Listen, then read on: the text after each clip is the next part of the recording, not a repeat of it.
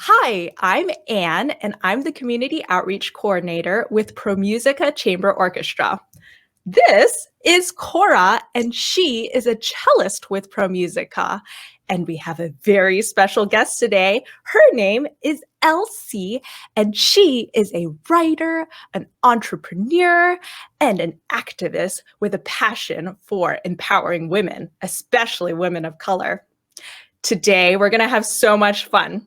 We are going to sing a song, and then Cora is going to present a show and tell with her cello.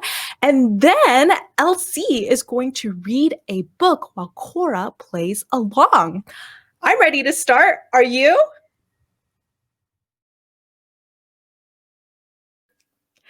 Cora and I will be singing the Days of the Week song. We're going to sing it 3 times, and we're going to add some American Sign Language to it.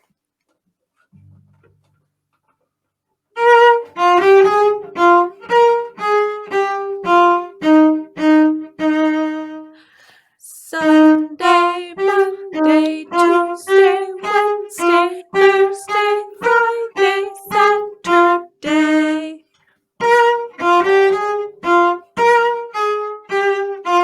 Sunday, Monday, Tuesday, Wednesday, Thursday, Friday, Saturday.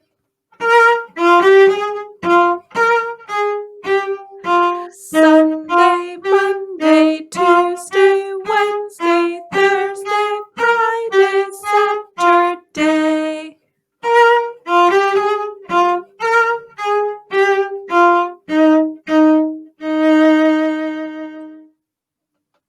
Great job singing. Give your grown-up a high five.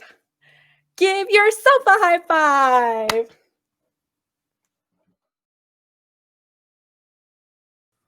Hello, everybody. This is the cello, which I think is the best instrument in the world.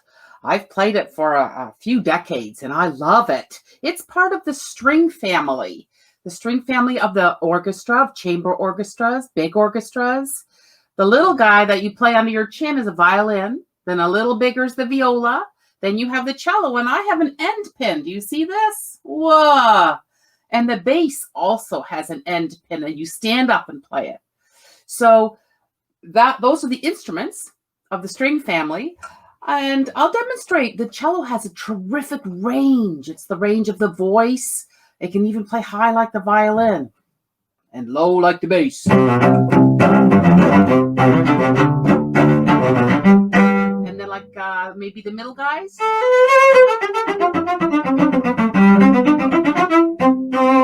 It also plays smooth like the swan.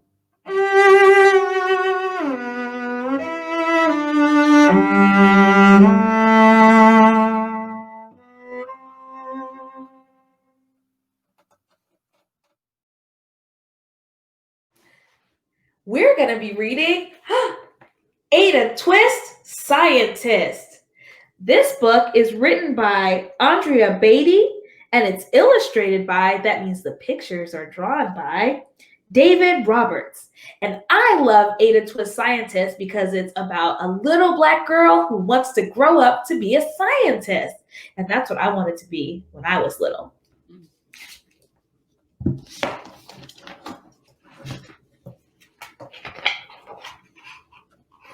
Ada Twist, Scientist. Ada Marie said not a word till the day she turned 3. She bounced in her crib and looked all around, observing the word but not making a sound.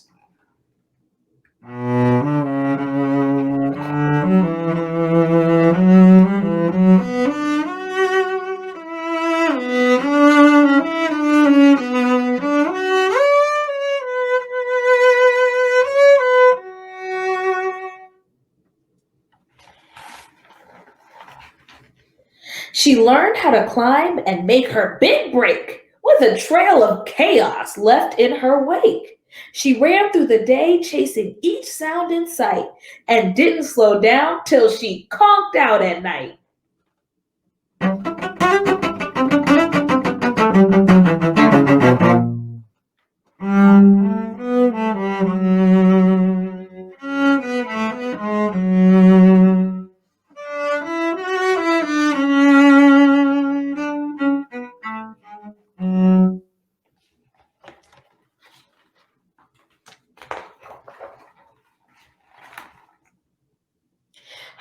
parents were frazzled, but tried not to freak as Ada grew bigger and still did not speak. Clearly, young Ada, with lots in her head, would have something to say when it ought to be said.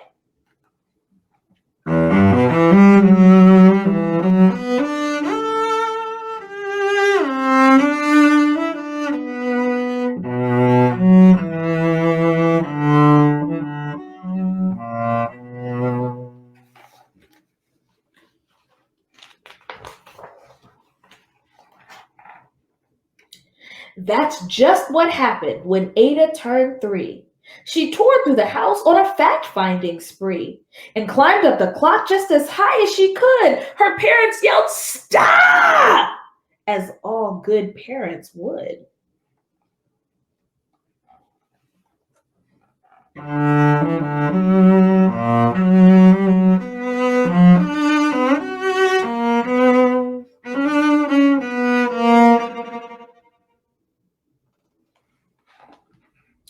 Ada's chin quivered, but she did not cry. She took a deep breath and she simply asked, "Why?"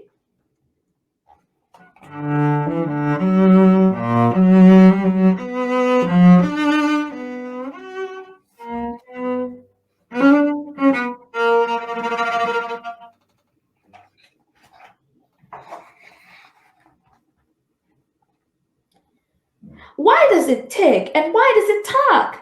Why don't we call it a granddaughter clock? Why are there pointy things stuck to a rose? Why are there hairs up inside of your nose?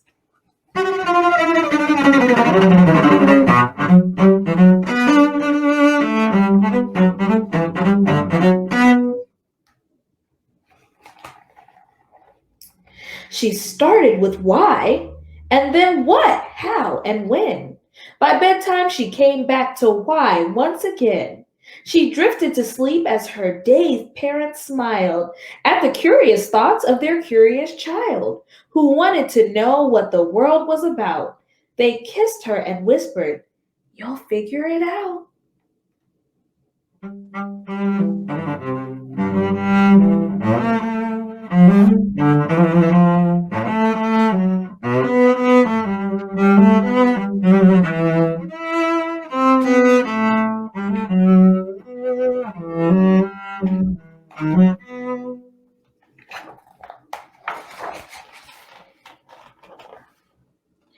Her parents kept up with this high flying kid whose questions and chaos both grew as she did.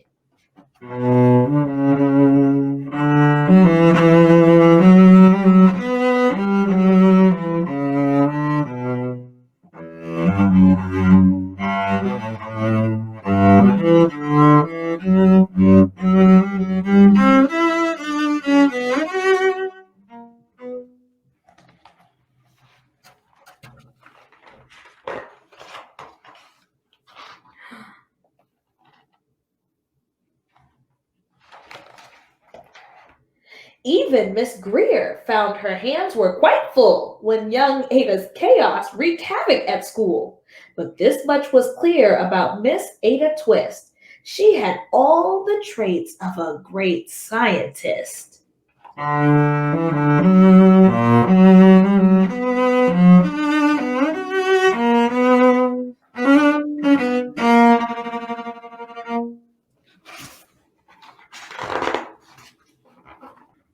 Ada was busy that first day of spring, testing the sounds that make mockingbirds sing, when a horrible stench whacked her right in the nose. A pungent aroma that curled up her toes. "Zowie!" said Ada, which got her to thinking, what is the source of that terrible stinking? How does a nose know there's something to smell? And does it still stink if there's no nose to tell? She rattled off questions and tapped on her chin. She'd started the start where she ought to begin. A mystery, a riddle, a puzzle, a quest. This was the moment that Ada loved best.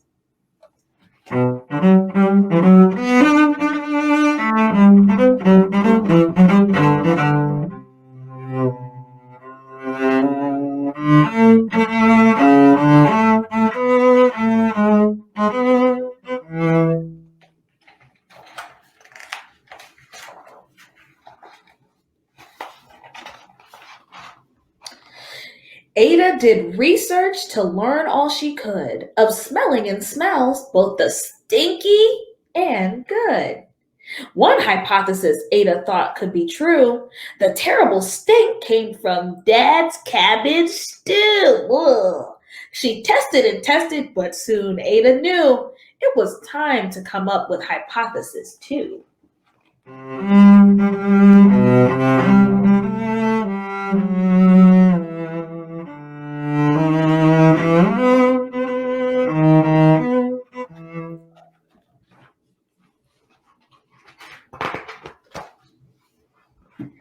Then zowie! The stink struck up again. Just like that. Hypothesis 2, it's caused by the cat. The cat couldn't make such a stink on its own. It needed perfume and some fancy cologne. So young Ada tested. The test was a flop.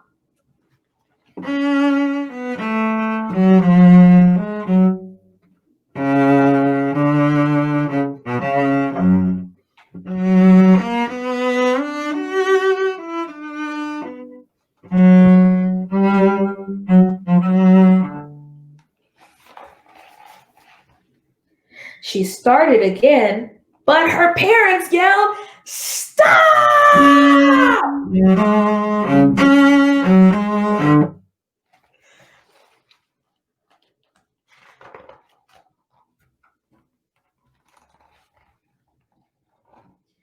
Ada Marie, to the thinking chair now, by the time we count 3. Enough, said her mother. That's it, said her dad. Her parents were frustrated, frazzled, and mad. Uh-oh. Why? Ada questioned. Her mother said, no. What? Ada queried. Her father said, go. You've ruined our supper. You've made the cat stink. Enough with your questions. Now sit there and think. She looked at her parents. Her heart turned to goo. Poor Ada Twist didn't know what to do.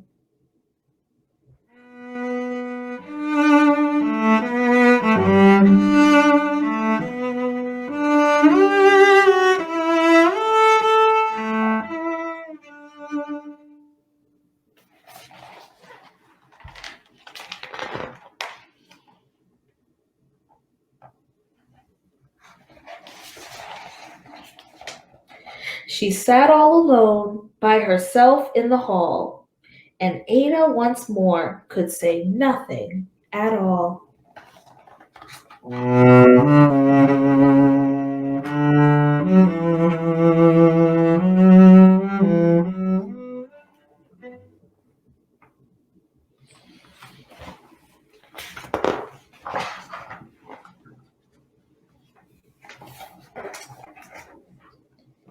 And so Ada sat, and she sat, and she sat, and she thought about science and Stu and the cat, and how her experiments made such a big mess.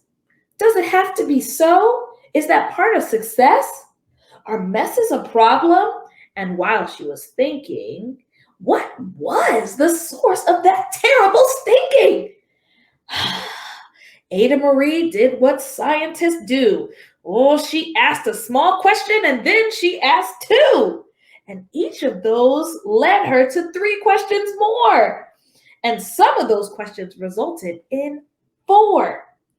As Ada got thinking, she really dug in. She scribbled her questions and tapped on her chin. She started at why, and then what, how, and when. At the end of the hall, she reached why once again.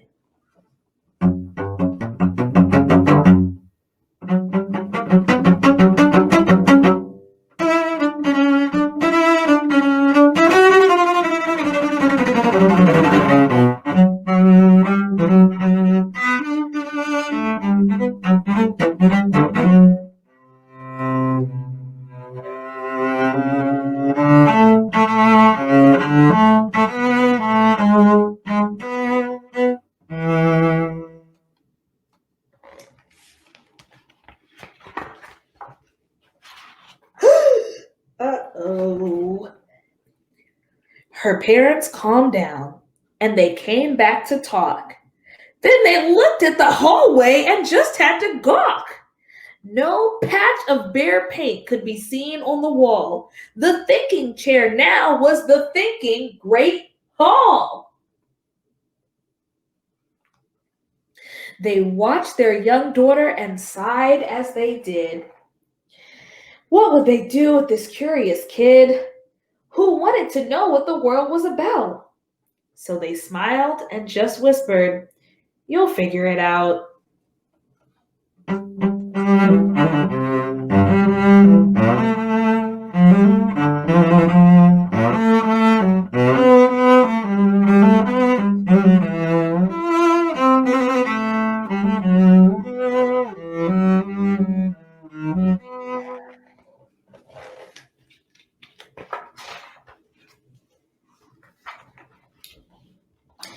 And that's what they did, because that's what you do when your kid has a passion and a heart that is true. They remade their world. Now they're all in the act of helping young Ada sort fiction from fact. She asked lots of questions. How could she resist? It's all in the heart of a young scientist.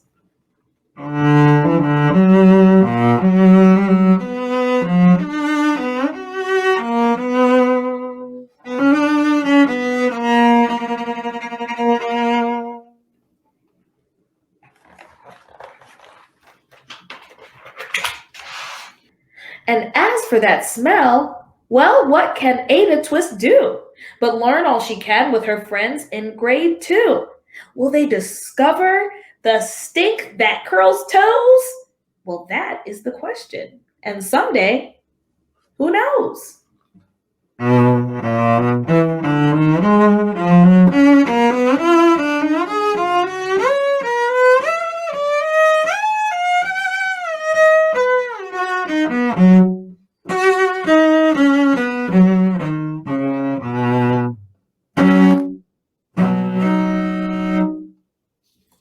The end.